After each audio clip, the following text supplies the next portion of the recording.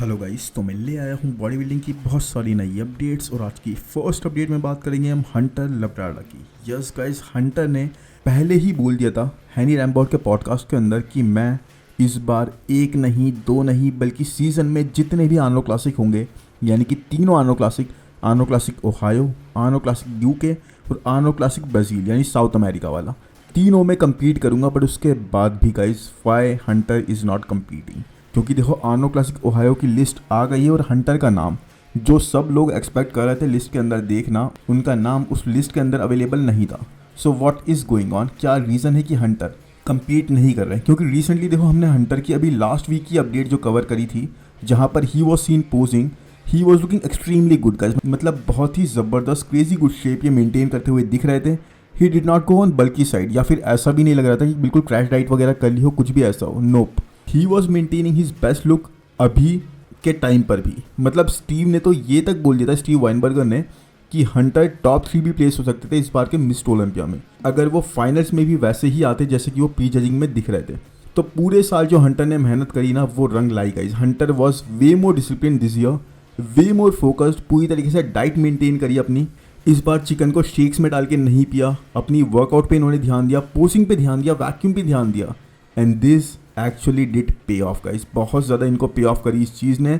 जब हंटर इससे पहले इटली में उतरे थे कम्पीट करने के लिए, जहाँ से इन्होंने क्वालिफिकेशन हासिल करी थी लास्ट सीजन के लिए, तो पीपल थ्राइव टीम गाइस, लोगों को इनका पैकेज पसंद नहीं आया। अपडेट्स जैसे ये नहीं दिखाई दिए, लोगों ने बहुत ज़्यादा इनको हेट करना स्टार्ट कर दिया। फिर से गलत कमेंट ट्रोलिंग स्टार्ट हो गई कि भाई अपडेट्स में आप जैसे दिख रहे थे वैसे नहीं दिखे यहाँ पर। फिर हंटर वहाँ पर जीत गए थे, क्वालिफाई कर गए थे मिस्टर ओलंपिया के लिए। और बाद में हंटर ने देखो सोशल मीडिया पे एक पोस्ट डाल के बोला भी कि क्वालिटी जो थी इनकी पे पर व्यू की, वो बहुत ज़्यादा ख़राब थी और कहीं से भी जस्टिफाई नहीं कर रही थी, ना सिर्फ उनकी फिजिक को, उनकी कंडीशन को, बल्कि हर एक एथलीट जो वहाँ पे कम्पीट कर रहा था उनकी कंडीशन को। They all were really good, really crazy condition, but पे पर व्यू में, ऑनलाइन स्ट्रीमिंग में वैसे नहीं दिखाई दिए। But fans kept trolling guys, fans नहीं रुके। बट उसके बाद बारी आई मिस्टर ओलंपिया की, and on the stage of mister Olympia guys, Hunter ने प्रूव करा फिर से खुद को with one of his best packages. Yes, he definitely was nailing it. इतनी शार्प कंडीशन हंटर कभी नहीं लाए थे, इतने ज़्यादा बिगर साइड पे भी हंटर नहीं लग रहे थे, डेंसर साइड पे भी हंटर नहीं लग रहे थे कभी भी पहले इससे। I mean Hunter did turn his haters into his fan, अपने हार्ड वर्क से, अपने एथिक्स से। और यही रीज़न है कि पीपल वर एक्साइटेड कि भाई हंटर को हम आनो क्लासिक के लाइनअप पर देखेंगे। क्योंकि ऑनेस्टली गाइज, मुझे गलत मत समझना या फिर मैं इनको चढ़ा बढ़ा के नहीं बोल रहा, बट हंटर टॉप 3 यहाँ पर क्रैक कर सकते थे। इतने ज़बरदस्त ये होते जा रहे हैं, that is how much bigger, denser and competitive. यहाँ पर विद टाइम हंटर बेटर होते जा रहे हैं। बट अनफॉर्चुनेटली गाइज, अब पता नहीं किस्मत को क्या मंजूर है, but Hunter is not going to be there on the stage of आनो classic and no one knows the reason. मतलब किसी को भी ऐसा नहीं है कि रीज़न का पता हो। इन्होंने कोई स्टोरी डाल के भी इस बारे में रिवील नहीं करा कि why I am not competing over here, क्योंकि ना ही ये इंजर्ड हैं, ना ही ये हॉलीडेज़ पे हैं, ये ट्रेन करते हुए अभी भी दिख रहे हैं। रिसेंट की ही अपडेट्स हैं इनकी। तो क्या हंटर की एप्लीकेशन आनो क्लासिक में कम्पीट करने की रिजेक्ट कर दी गई है? ऑनेस्टली मुझे ऐसा नहीं लगता गाइस कि कोई भी रीज़न ऐसा लग रहा है। और ख़ास तौर पे हंटर जैसे रिनोन्ड एथलीट जो कि टॉप 5 मल्टीपल टाइम्स प्लेस कर चुके हैं, उनको आनो क्लासिक मना करेगा कम्पीट करने के लिए, उनकी एप्लीकेशन को रिजेक्ट करेगा? नहीं, ऐसा नहीं पॉसिबल है। बट आई गेस अभी हमें वेट ही करना पड़ेगा जब तक हंटर आके इसकी क्लैरिफिकेशन ना देते हैं। बट बहुत ज़्यादा वेट था कि हंटर को हम इस लाइनअप पे कम्पीट करते हुए देखें। एनीवेज, आप बताना कमेंट सेक्शन में अगर आपको कोई रीज़न पता है या फिर समझ में आ रहा है इस चीज़ का कि हंटर ने क्यों कम्पीट करने का डिसीजन नहीं लिया यहाँ पर। अब अगर चलें नेक्स्ट अपडेट पे गाइस, तो वो है लोगन फ्रैंकलिन के। लोगन फ्रैंकलिन की अपडेट्स आप देख ही रहे हो, ऑलमोस्ट हर एक अपडेट में जो भी अपडेट ये पोस्ट कर रहे हैं, इनके अच्छा शेप दिख रहा है, इतना ज़्यादा टाइट फिजिक के साथ दिख रहे थे जैसे कि अभी कम्पीट ही करने वाले हों। और उससे लग ही रहा था हमें पहले से ही कि कुछ ना कुछ तो पक रहा है, हो सकता है किसी भी शो में कम्पीट करने वाले हैं। एंड यस गाइस, वही हुआ जिसके बारे में हम पहले भी बात कर चुके हैं। आनो क्लासिक की लिस्ट आई और लिस्ट में हमें नाम देखने को मिला लोगन फ्रैंकलिन का। तो लोगन ने आर्नोल्ड में अपना पार्टिसिपेशन अलाउ कर दिया है, अनाउंस कर दिया है। और पिटौर के साथ लोगन का ये सेकंड शो होगा। यस गाइस, पिटौर इनको मिस्टर ओलंपिया में भी काफ़ी ज़्यादा कंडीशन लाए थे, काफ़ी ज़्यादा टाइटर साइड पे लाए थे। He was at his best peak, जो हमने लास्ट कुछ ईयर्स में विटनेस करा था लोगन फ्रैंकलिन के साथ। बट स्टिल गाइस, उसके बाद भी इनका वर्जन इतना अच्छा होने के बाद भी he was not able to crack top 10। Yes, top 10 के बाहर ही ये प्लेस हुए। And the reason was size. देखो, जब इंडिविजुअल पोजिंग के लिए आए थे बहुत अच्छे लग रहे थे, शार्प लग रहे थे, कंडीशन लग रहे थे, क्लासिक भी लग रहे थे। बट वही बात है गाइस, इंडिविजुअली आप ज़्यादा अच्छे लगते हो, लेकिन साथ में अगर किसी से कंपेयर करा जाए तो क्लासिक का लाइनअप बहुत ही ज़्यादा फायर है। तो वही चीज़ इनके साथ हुई, वहाँ पर साइज़ के मामले में ये स्टैंड आउट नहीं कर पाए। He actually needs size guys, specially in his back में इनको विथ ऐड करने की ज़रूरत है, डेंसिटी और ज़्यादा ऐड करने की ज़रूरत है। लेग्स पर भी इनको थोड़ी बहुत मसल मास चाहिए। बाकी गाइस वही है, शेप एक्सट्रीमली क्लासिक है, पावरफुल है, कहीं पे भी कमी नहीं लगती, बट फ्रेम को फिल आउट तो करना ही पड़ेगा। अब हमें ये नहीं पता कि वेट कैप कितना बचता है लोगन के पास, क्योंकि इस बारे में लोगन ने कभी भी अनाउंस नहीं करा। इनकी हाइट का भी पूरी तरीके से आइडिया नहीं है। आई थिंक 6 फुट के आसपास ही होगी, 5-11 या 6 फुट ऐसी हाइट होगी, बट पूरी तरीके से क्लैरिटी नहीं है इस चीज़ में। बट ये आर्नोल्ड में कम्पीट करने का डिसीजन क्या लोगन का एक सही डिसीजन साबित होगा? आई मीन देखो, आपको पता है अपनी वीकनेस, आपको पता है कहाँ पे मुझे इंप्रूवमेंट्स करनी है, कहाँ पर मुझे काम करना है, तो why don't you do what is required? क्योंकि लेट्स बी ऑनेस्ट गाइस, यहाँ पर लोगन फ्रैंकलिन जीतने तो वाले नहीं है, स्पेशली माइक और वेस्ली के सामने। बेस्ट केस सिनेरियो गाइस, मतलब टॉप 3 क्रैक कर जाना, वो भी अगर माइकल डबूल कहीं से अपनी कंडीशन लैग कर जाते हैं, बट मुझे वो तो चांसेस लगते ही नहीं है। हाँ, क्लासिक स्ट्रक्चर में लोगन उनको बीट कर देंगे, लेकिन उसके अलावा माइकल डबूल फ्रेडी लाने में, पीड आने में, कंडीशन लाने में कहीं से भी कमी नहीं छोड़ेंगे। तो बैटल तो बिटवीन वेस्ली एंड माइक ही होती हुई दिख रही है। बाकी आपको क्या लगता है इस बारे में कमेंट सेक्शन में ज़रूर बताना। वैसे आपको लोगन की आर्नोल्ड की वो परफॉर्मेंस याद ही होगी जो इनके करियर की आई थिंक सबसे यादगार परफॉर्मेंस रही थी। सबसे ज़बरदस्त पोजिंग इन्होंने करी थी, सबसे ज़बरदस्त प्रेजेंटेशन इन्होंने करी थी। He was actually looking like a terminator. इतने ज़्यादा हार्ड, इतने ज़्यादा डिफाइंड यहाँ पे दिख रहे थे वो, but he was very very good. And even वहाँ पर भी guys he ended up at 3rd place. Yes, ये शो जीते नहीं थे वहाँ पर भी। सो आप समझ लो इस चीज़ से कि अब तो कितनी ज़्यादा चीज़ें और ज़्यादा चेंज हो गई हैं। एनीवेज अगर बात करूँ मैं नेक्स्ट अपडेट की, तो वो है शॉन क्लाइडा की। एंड शॉन क्लाइडा अपनी प्रेप स्टार्ट कर रहे हैं for this years आर्नो classic. And caption में शॉन यहाँ पर बोलते हैं कि ये है 2025 के आर्नो क्लासिक का स्टार्टिंग पॉइंट, और यहाँ पर मेरा वेट इस टाइम पर है 188 पाउंड्स, यानी कि 188 पाउंड्स। और कोच ने मेरे बोला है कि मैं इम्प्रूव कर सकता हूँ, और यही अब मेरा प्लान है कि मैं इम्प्रूव करूँ। बट गाइस चलो इससे पहले हम इनकी फिजिक की बात करें, अगर हम शॉन के वेट की बात करें थोड़ी, ताकि आपको कुछ चीज़ समझ में आए, तो अभी इनका वेट है 188 पाउंड्स। फिर अब ये नेक्स्ट 11 वीक्स में कम से कम गाइस, कम से कम 8 से 9 पाउंड्स तो लूज़ करेंगे ही टू गेट पील्ड, और ज़्यादा श्रेडिड होने के लिए, और ज़्यादा ड्रायर होने के लिए, हार्डर होने के लिए। मतलब 180 पाउंड्स के आसपास इनका वेट समझ लो आप स्टेज पर होगा। एंड ऑनेस्टली गाइस, क्या आपको लगता है 180 पाउंड्स के Shawn actually will look big enough to battle with giants, जहाँ पर एंड्रू जैक्ट होंगे 300 पाउंड्स के ऊपर या आसपास बिल्कुल, जहाँ पर सैमसन होंगे बिल्कुल 300 पाउंड्स को टच करके वहाँ पे compete कर रहे होंगे? आप समझ लो मेरी बात का मतलब। आई मीन ये करेंट वेट, ये एक्चुअल में एक ऐसा वेट होता जो कि बेटर लगता ऑन स्टेज अगर शॉन कंसिडरेबली बिगर लगते, लेकिन 180 के पास या अंदर वेट तो शॉन का 212 के मिस्टर ओलंपिया के स्टेज पर भी करीब इतना ही रहा है। मतलब अगर इनके स्टेज वेट बताऊँ मैं आपको लास्ट ईयर का 173 पाउंड्स था। उसके बाद ये आए प्राग प्रो पे, वहाँ पे इनका वेट था 178 पाउंड्स, थोड़े बिगर साइड पे थे, बट उसके बाद भी स्मॉलर तो ये लग ही रहे थे। बाकी मिस्टर ओलंपिया में आई थिंक स्मॉलेस्ट थे अपने पूरे करियर के, और वहाँ तो कंपैरिजन पता है इनका किनके साथ था? 212 डिवीजन के एथलीट्स के साथ, बड़े जाइंट्स के साथ भी नहीं था। और उनके सामने भी शॉन काफ़ी स्मॉल लगे, क्यों के सामने काफ़ी स्मॉल लगे। तो फिर आप समझ लो ओपन वालों के सामने आप मेरा पॉइंट समझ लो कितने ज़्यादा स्मॉलर दिख सकते हैं। तो वही गाइस, शॉन को बिगर आना चाहिए अकॉर्डिंग टू मी, 180 पाउंड्स के तो ऊपर ही आना चाहिए। 185 को भी टच करके अगर स्टेज पे आते हैं तो और ज़्यादा कंपेटिटिव ये दिखेंगे। क्योंकि देखो प्राग में हमने देखा he was 178 pounds, 5 pounds heavier थे मिस्टर ओलंपिया के स्टेज वेट से। एंड प्राग में क्रिस बिगर थे, मार्टिन भी बिगर थे, बट इतने ज़्यादा बिगर नहीं थे जितने कि सैमसन, एंड्रू या फिर बैंडन करी दिखेंगे। तो बेस्ट केस सिनेरियो गाइस यहाँ पर मुझे लगता है टॉप 5 फिनिश फॉर शॉन क्लाइडा। उससे ऊपर मैं शॉन को आते हुए नहीं देखता हूँ, चाहे कितनी ही ज़बरदस्त कंडीशन ले आएँ। अब चलो अगर थोड़ा अपडेट की बात कर ली जाए, जैसे इनकी फिजिक लग रही है गाइस, तो इस अपडेट में करेंटली ही शॉन सुपर्बली कंडीशन है, ज़बरदस्त शेप मेंटेन करते हुए। फिजिक अभी काफ़ी ड्राई और हार्ड दिख रही है। एंड ये चीज़ तो वैसे शॉन के साथ हम कभी क्वेश्चन कर ही नहीं सकते, पूरे साल ही ऐसे दिखते हैं। So I really don't doubt कि Shawn in terms of condition, in terms of muscle hardness, in terms of that grainy appeal कहीं से भी लैग करते हुए दिखेंगे, या फिर अपना ए गेम नहीं लाएंगे। But yes guys, rest size will definitely play a role, और वहीं पर इनको रोका जा सकता है।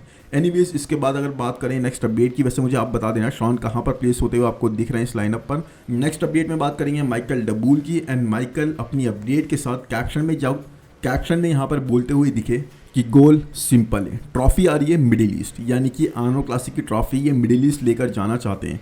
अब ऐसा होने के चांसेस ऑनेस्टली बोलूँगा इस अगर तो इतने स्ट्रांग नहीं लग रहे हैं। अब ऐसा क्यों? क्योंकि माइकल के ऐसे बोलने का रीज़न देखो सिंपल है, वो अपने आप पे बहुत ज़्यादा ट्रस्ट करते हैं, बिलीव करते हैं, ही वर्क्स रियली हार्ड और हर बार एक इम्प्रूव्ड और extremely peeled superbly condition version के साथ ही दिखते हैं स्टेज पर। बट ये है क्लासिक डिवीज़न एंड यहाँ सबसे बड़ी जो रिक्वायरमेंट है ना वो है क्लासिक लुक की, क्लासिक लाइन्स की। And even though Michael with time उस चीज़ को इन्हांस ज़रूर कर रहे हैं, बट अभी भी कहीं ना कहीं गाइस दूसरे टॉप के कंटेंडर्स से पीछे हैं। माइक एंड वेस्ली दोनों एक्सट्रीमली क्लासिक हैं, है भी है आनो क्लासिक। तो वही है, माइक एंड वेस्ली यहाँ पर जैसे मैंने बताया बहुत ज़्यादा क्लासिक अपील देते हुए अपने स्ट्रक्चर से, अपने शेप से दिखाई देंगे। और इसीलिए गाइस, इसीलिए आई really don't think Michael even it is 100% ये शो जीत पाएंगे। टॉप 3 यस, थर्ड प्लेस पर आई थिंक मैं माइकल को देख सकता हूँ और हो सकता है मुझे गलत भी प्रूव कर दें, और अगर कर दिया तो भाई बहुत ही अच्छी बात है। बट नहीं तो ट्रॉफी तो मिडिल ईस्ट मुश्किल ही है जाना। अगर अपडेट की बात करूँ तो 11 वीक्स आउट के पॉइंट पर ही इज़ पील्ड गाइस, मतलब व्हाट डू यू एक्सपेक्ट। ये माइकल डबूल की अपडेट है। माइकल डबूल की अगर हम अपडेट कवर कर रहे हैं तो ये चीज़ तो बिना बोले आती है, इम्प्लाइड होती है कि भाई माइकल डबूल है तो पील्ड और श्रेडिड तो ये दिखेंगे ही। I don't know what he does, how crazy genetics he carry, but he is extremely on even at this point. The vascularity बोल लो, द कंडीशन बोल लो, एक्सट्रीमली ऑन हमेशा ही दिखते हैं और बहुत मज़ा आने वाला है इनके और ज़्यादा श्रेडिड वर्जन को देखने के लिए। अब इन्होंने ऐसा बोला है कि ट्रॉफी मिडिल ईस्ट आनी है तो भाई और ज़्यादा खुद को ही पुश करके आएंगे।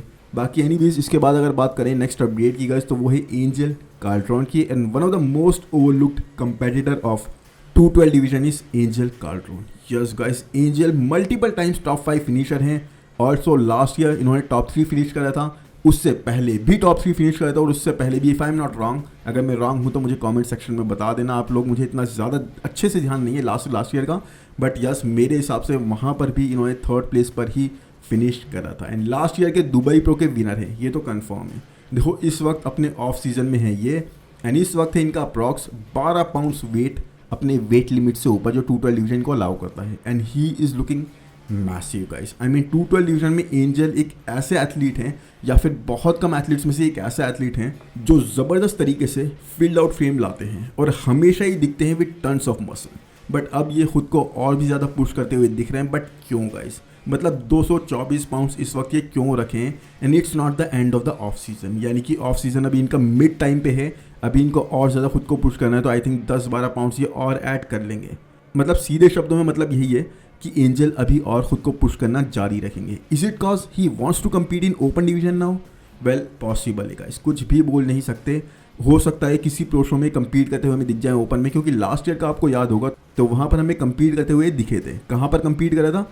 न्यूयॉर्क प्रो में। अब वहाँ पर इनकी प्लेसिंग देखो इतनी सेटिस्फैक्ट्री नहीं रही, बट ऑन अ लाइनअप जहाँ पर निक वॉकर कम्पीट कर रहे हो, जहाँ पर मार्टिन फिट्जवाटर कम्पीट कर रहे हो, वहाँ पर आप एक्सपेक्ट भी क्या करते हो? एंजल कंसिडरेबली बहुत ज़्यादा स्मॉलर दिखाई दिए, और हो सकता है for this reason only he is wanting to put on extra pounds of muscle. बाकी 212 के लिए तो ऑलरेडी क्वालिफाइड हैं ही, टॉप 3 में आ गए थे, तो हो सकता है लक आजमाना हो इनको अपना यहाँ पर। बाकी हुआ तो हुआ, नहीं तो 212 तो जिंदाबाद है ही। वैसे अच्छा चेक लेना है तो लास्ट ईयर के दुबई प्रो का टाइटल डिफेंड करने भी ये उतर ही सकते हैं। लेट्स सी इनका प्लान क्या है। I think time will reveal that, but अभी के लिए तो एंजल की अपडेट यही थी। बाकी इसके बाद अगर नेक्स्ट अपडेट की बात करूँ गाइस तो वो है काइके प्रो की, and people are waiting for this. Yes, everyone is waiting for Kaike कि वो अपना डेब्यू करें क्लासिक डिवीजन के स्टेज पर। कैसे दिखाई देंगे, कितने कंपेटिटिव लगेंगे, क्योंकि एक अच्छा और significant time, I mean approx 1.5 साल काइके ने दे दिया अपनी फिजिक को एक्चुअल में इम्प्रूव करने में, बहुत ही efficiently muscle mass put on करने में। And he is looking really big guys, dense बहुत ज़्यादा दिखाई दे रहे हैं। कमाल की बात तो ये है कि इवन अपने लेग्स को भी इन्होंने काफ़ी प्रपोर्शनेट वे में अपर बॉडी की तरह अपर बॉडी के साथ ही उठाया है। बैलेंस बहुत ज़्यादा बना हुआ लग रहा है अभी भी। तो Kaike is looking really good, specially the chest area is being his strength. But देखो असल में क्या ये इंप्रूवमेंट्स काफ़ी हैं? And posing and presentation guys, just because ये मेंस फिजिक से हैं तो पोजिंग इनके लिए यहाँ पर एक टोटली डिफरेंट हो जाएगी, और प्रेजेंटेशन बहुत ही बड़ा रोल प्ले करती है in all the division. So may be even after being on and really good, इनको 2 से 3 शोज लगे क्वालिफाई करने के लिए and sunk himself in this division. But अभी के लिए तो I really believe wait is about to be over, और जल्द ही आई थिंक मेरे हिसाब से गाइस पिट्सबर्ग प्रो या फिर न्यूयॉर्क प्रो या फिर दोनों ही शोज़ में हमें कम्पीट करते हुए दिखेंगे, जहाँ कार्लोस उतरेंगे और दोनों ही शोज स्टैक्ड होंगे पूरी तरीके से एक एक एथलीट से। और यस, माना ये अपॉर्चुनिटी नहीं है बहुत अच्छी क्वालिफाई करने की, बिकॉज स्टैक लाइनअप है, आपके स्टार्टिंग के शोज हैं एक नए डिवीजन में, but at the same time guys अगर आपको वाटर्स को टेस्ट करना है, these are the perfect shows जहां आप अपने खुद के कैलिबर को, पोटेंशियल को, अपनी फिजिक को टेस्ट कर सकते हो, आप कहाँ पर स्टैंड कर रहे हो इस लाइनअप पर, ये सब पता कर सकते हो। बाकी इसके बाद अगर बात करें नेक्स्ट अपडेट की तो वो है क्विंटन बीस्टवुड की। एंड क्विंटन अपनी इस अपडेट के अंदर अब फिर से बिगर साइड पे लगने लग गए हैं, बस स्टेज पर ही इनका थोड़ा सा काम ख़राब हो जाता है। अपनी इस अपडेट के अंदर ये बोल रहे हैं कि पिछले 10 सालों में कई सारे कोचेस के साथ इन्होंने वर्क करा और बहुत सारा एक्सपीरियंस हासिल करा कि कैसा होता है किसी कोच के साथ वर्क करना, लेकिन इस बार मैं खुद पर फिर से बैट कर रहा हूँ और सच में मुझे लग रहा है इस बार मैं इम्प्रूव आऊँगा। बैक डेफिनेटली इम्प्रूव लग रही है, बहुत ज़्यादा वाइडर साइड पे लग रही है, डेंसिटी भी दिख रही है, लेकिन फ्रेम पर गाइज वही है, अभी और मसल मास चाहिए। फ्रंट से बहुत ज़्यादा मसल मास की रिक्वायरमेंट लग रही है, लेग्स पर भी he is bigger guys, he is very big. I believe 6 feet के भी ऊपर ही ऑपरेट करते हैं, नहीं तो कम से कम इनकी हाइट 6 फीट की तो है ही। उस हिसाब से इनका फ्रेम और ज़्यादा डिटेल और ज़्यादा डेंसिटी चाहता है। डिटेल तो देखो अभी भी अच्छी लग रही है, बैक पे तो मुझे बहुत A1 लग रहा है, लेकिन देखो हैमस्ट्रिंग काफ़ी लैग करती हुई दिख रही है, कॉर्ड्स में भी और मसल मास चाहिए, प्लस चेस्ट का एरिया भी और ज़्यादा मसल की रिक्वायरमेंट दिखा रहा है। तो वही है गाइस, जितना आपकी ज़्यादा हाइट है उतना ज़्यादा मुश्किल होता है आपके लिए अपने फ्रेम को फिल आउट करना। और इनके साथ तो दिक्कत यही आती है कि भाई इतना ज़्यादा लंबा टाइम नहीं लेते और फिर स्टेज पर जब आते हैं तो वो चीज़ काफ़ी लूज़ कर देते हैं, फुलनेस लूज़ कर देते हैं, साइज़ काफ़ी कम दिखाई देता है। तो मेरे हिसाब से जितने भी साल इनको लग चुके हैं, इनको 1 से 1.5 साल कम से कम ऑफ सीज़न का और चाहिए, तभी वो मसल जो गेन कर रहे हैं बीच बीच में उसे सीजन करके अपने फ्रेम पर रिटेन करके दिखेंगे और तब कंपेटिटिव हो पाएंगे। बाकी एज इनकी साइड है, अगर करते हैं तो कर भी लें, लेकिन हाँ फैंस काफ़ी ज़्यादा इनसे ना खुश नहीं है, बिकॉज एक लंबा टाइम इन्होंने वेस्ट कर दिया इस पूरे प्रोसेस के अंदर। बाकी आई रियली होप ये वीडियो आपको पसंद आया होगा, पसंद आया तो प्लीज़ लाइक कर दो, कंजूसी मत करो, अच्छी बात नहीं है कंजूसी, भर भर के दो, भर भर के मिलेगा। बाकी चैनल को सब्सक्राइब करना बिल्कुल ना भूलना और कमेंट सेक्शन में ज़रूर बताओ कि अपडेट्स आपको कौन सी पसंद आई। बाकी मिलते हैं नेक्स्ट वीडियो में, थैंक यू, बाय बाय।